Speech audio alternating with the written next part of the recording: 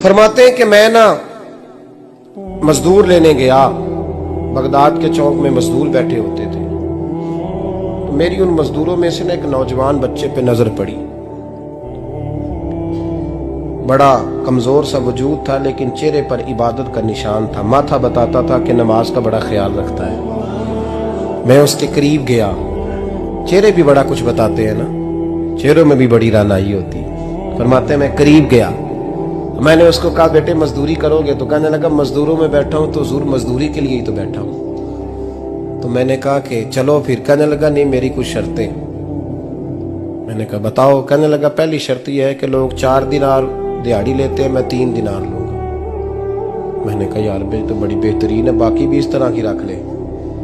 उसने कहा हुजूर दूसरी शर्त यह है कि मैं आपकी मुकम्मल बात मानूंगा, लेकिन जब अजान हो जाएगी फिर आपकी नहीं सुनूंगा। तीसरी बात उसने ये की कि हुजूर मैं आपके घर में काम करूंगा पर आपके किसी सवाल का जवाब नहीं दूंगा। कहते मैंने कहा यार तू बड़ा अजीब है, शर्तें तो मालिकों की होती हैं।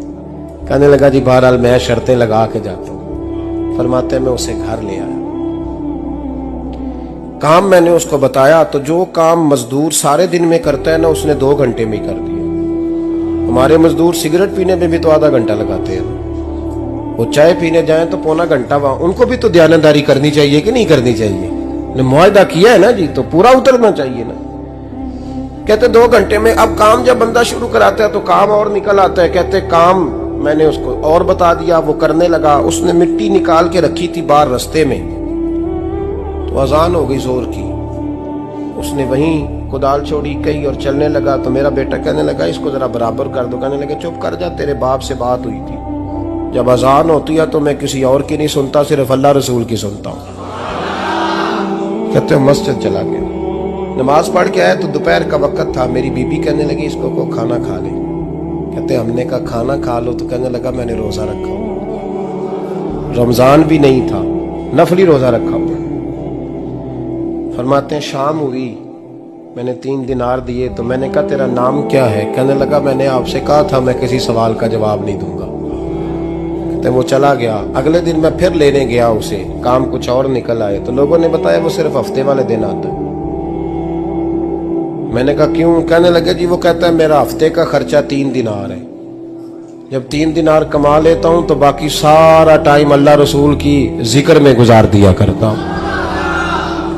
फरमाते हैं अजीब। अगले हफ्ते मैं फिर लेने गया, मैंने पूरा हफ्ता इंतजार किया कि काम उसी से कराना है। मैं जब गया तो मैंने कहा चलो। कहने लगा मेरी शर्तें याद है ना? और मैंने कहा याद है भाई साथ चल। फरमाते हैं काम कराया। 2-3 हफ्ते वो आता रहा।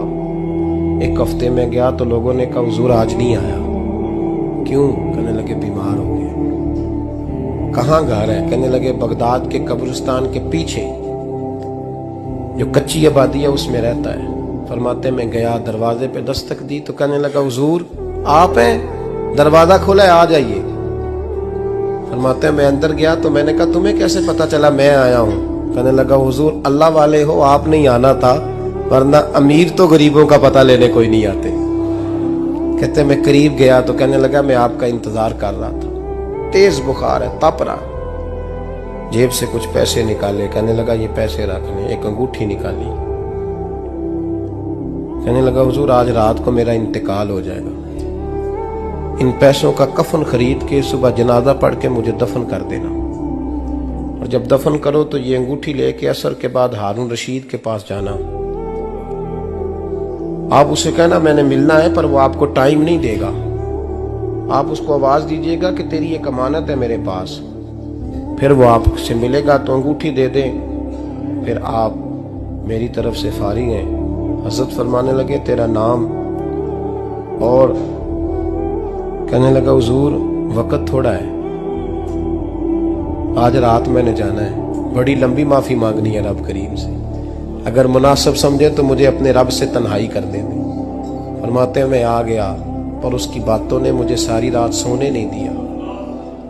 फरमाते हैं सुबह बड़ी मुश्किल से सूरज निकला, मैं गया दरवाजे पे हाथ रखा तो दरवाजा खुला हुआ था। अंदर दाखिल हुआ तो खुशबुएं मेरा इस्तकबाल कर रही थी। जब चेहरे से कपड़ा हटाया तो उसका तो इंतकाल हो चुका। इंतकाल हो चुका है, ऐसे जैसे किसी का दीदार करके सोया।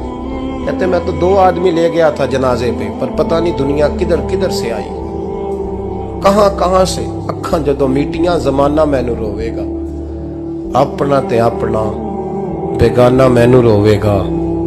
फरमाते हैं मैं तो 2 बंदे ले गया था, पर पता नहीं मखलूक कहां कहां से आई।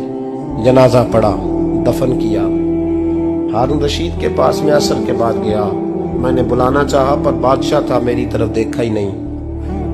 मैंने उसको कहा तेरी एक अमानत मेरे पास है। फरमाते हैं वो मुझे कोने पे ले गया। क्या बात है? कमरे में बुलाया, मैंने अंगूठी दी। हारून रशीद तो चीखे मारने लगा, कहने लगा अंगूठी वाला कहाँ है? मैंने कहा वो तो इंतकाल कर गया। कहने लगा मुझे कब्र पे ले चल। कहते मैं कब्र पे लाया तो वो लेट गया, तड़प के रोने लगा। मैंने कहा मेरा कलेजा फट जाएगा, ना उसने कुछ बताया ना तूने बताया, ये कौन था? तो हारून रशीद कहने लगा ये मेरा बेटा था। मैंने कहा तेरा बेटा और मजदूर? कहने लगा हुजूर ये हजरत दाऊद ताई के पास बैठा करता था, उनका मुरीद था। मुझे रोज कहता था अब्बा तूने बड़ी दुनिया इकट्ठी कर ली है, मरते वक्त तुझसे टांगे समेटी नहीं जाएंगी, इतना हिसाब नहीं तू दे सकेगा।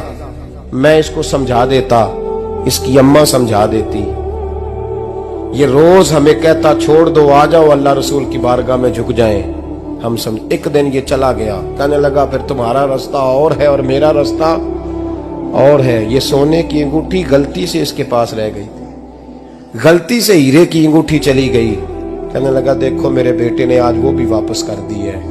फिर तड़प के कहने लगा हारून रशीद था तो ये मेरा बेटा, पर मेरा मुर्शद निकला, मेरा पीर निकला। भाई जिंदगी तो बड़ी थोड़ी है ना।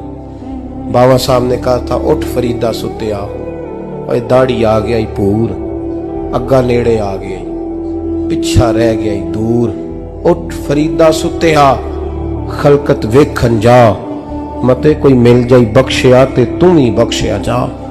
उठ फरीदा सुते आ, झाड़ू दे मसीत, तू सुते रब जागदा, तेरी डाडे नाल परीत।